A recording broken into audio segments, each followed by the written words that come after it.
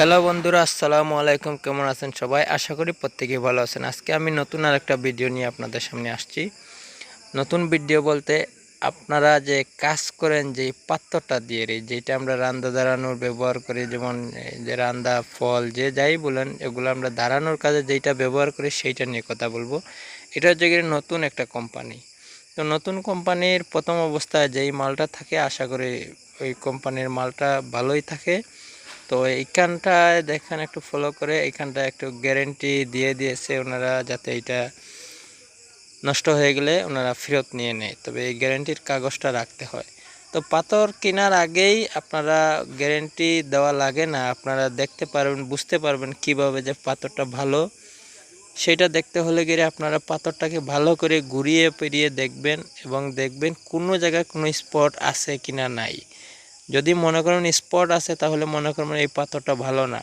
এটা দেখেন একদম ফিনিশিং, কোনো ধরনের কোনো দাগ নাই, কোনো স্ক্র্যাচ নাই, কোনো ধরনের কোনো ছিদ্র বলতে কিছুই নাই।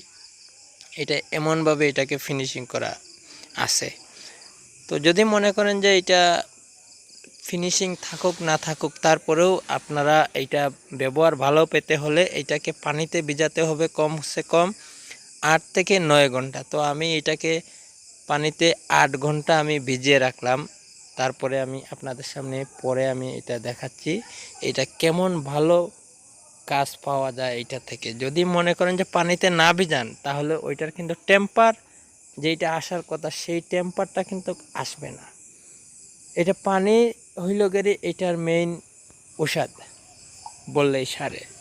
তো আমি এটা 9 ঘন্টা পরে আমি উঠালাম, উঠিয়ে এখন একটু আমি কাজ করে দেখাবো আপনাদেরকে।